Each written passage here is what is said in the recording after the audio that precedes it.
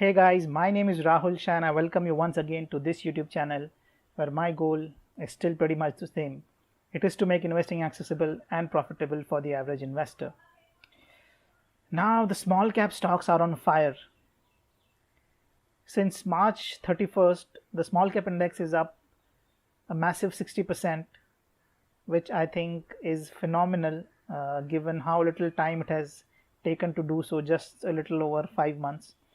In comparison, the Sensex is up 32-33%, which is not bad. But if you look at the relative performance, I think the small caps are way ahead. And I believe that the gap is only going to widen in the coming months because a new ace has been thrown by the market regulator SEBI in the direction of the small caps. SEBI has come out with a circular that over the next few months, all multi-cap funds in India will have to start following a new rule, and this new rule being that they have to be at least 25% invested in large caps, mid caps and small caps, 25% in each category. Now, given how underinvested a lot of these funds are in small caps, it is likely to lead to a lot of inflows into small caps. It is being estimated that as much as rupees 28,000 to 30,000 crores could flow into small caps over the next few months if all the multi-cap funds in India start adopting this new directive from SEBI. Now, a lot of industry experts out there and a lot of fund managers have voiced their concerns on this, the impracticality of this move. They believe that this is good in theory, but not so much in practice. And the jury is still out on whether SEBI will reconsider its decision. But I thought that I take this opportunity to drive home a very important distinction between an investor and a trader, and how knowing the difference between the two could help you take sensible long-term decisions in the stock market from a long-term perspective. So I'm going to try and differentiate between an investor and a trader, and try and drive home the point that how knowing the difference between the two is important to how you make investment in the stock market. Now, there's a very famous saying in value investing that price is what you pay and value is what you get. So as far as a trader is concerned, he is interested in the first part of the statement, the price of the underlying asset or the stock.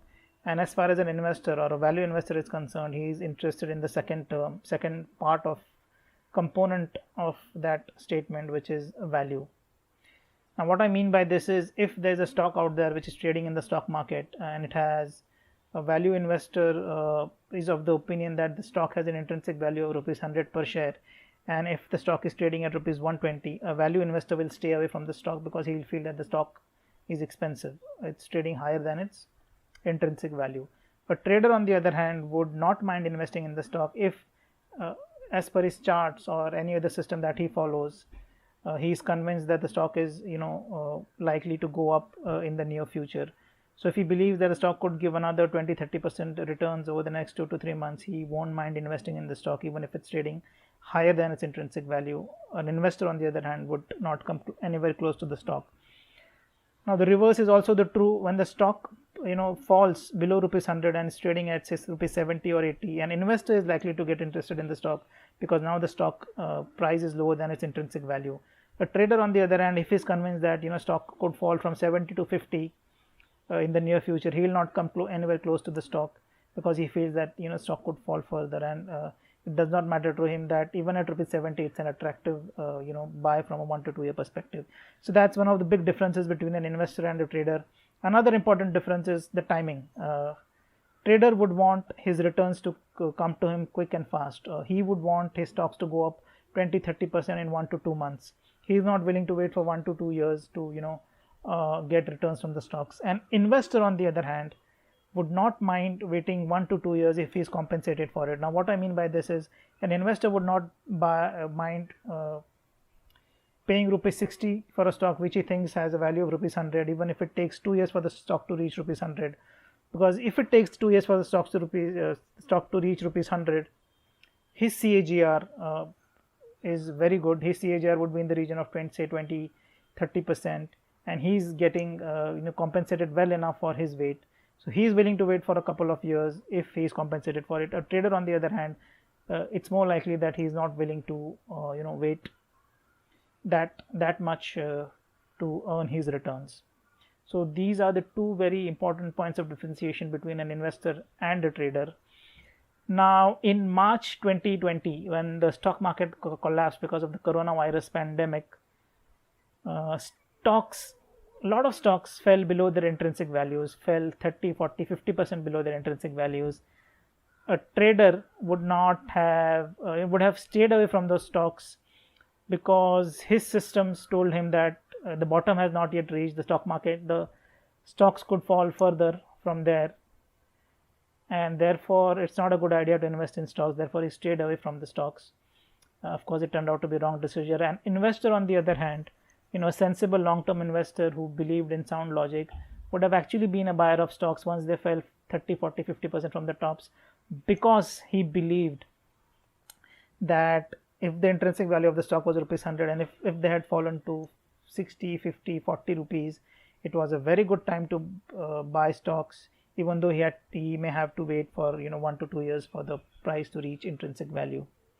So an investor was proven right, and if he would have invested in the stock, he would have made a killing. A trader, on the other hand, would have been proven wrong, and he would have missed out on buying opportunity. Of course, it's a different matter that when the stock market started going up, a trader may have also jumped into the action. But what I'm trying to say is, how your actions differ based on who you are. Now, I have seen a lot of investors behaving as traders back in March 2020. Even after the stocks were well below their intrinsic values, they felt that stock markets, the prices could go even lower. They were in fact relying on a trader mentality instead of an investing mentality, and therefore if they did not invest in the stocks, did not take an exposure to stocks, they missed out on the subsequent gains that happened. Now, coming to the current situation, a trader is very happy with the new SEBI rule because he believes that the stock market, it's very good for the stock prices of small cap companies if multi-cap funds decide to allocate more to small caps, because it will lead to improvement in the stock prices of these companies. Please note that he is not interested in the underlying value. He is more concerned with the price, and as long as he is convinced that the stock prices of small cap companies would go up because of this new directive, he will take more and more exposure to stocks. An investor, on the other hand, he will have to weigh his decision carefully. He will have to see whether there are stocks out there which are cheap, which are trading below their intrinsic values, and if that's the case, he should go ahead and buy those stocks. He should not simply buy stocks because of this new directive, because of this SEBI directive. On the other hand, he should actually use this opportunity to get out of stocks that he bought in March 2020 and which are up 50, 100 or 200% from his buying price. So from a trader point of view, it's very likely that he will be a net buyer of stocks because of this new SEBI directive. And from an investor point of view, it is very likely that he will be a net seller of stocks because a lot of his stocks have gone up 60, 70, 80% from when he bought it. Therefore, again, your reaction to this development is going to be different based on whether you are a trader or an investor. So you have to be very clear in your mind on whether you are a trader or an investor and behave accordingly. Now, I'm not saying that one form of investing is superior to the other. I believe that if you have a sound process, if your strategy has worked in the past, it doesn't matter whether you are an investor or a trader, but you should never confuse the two.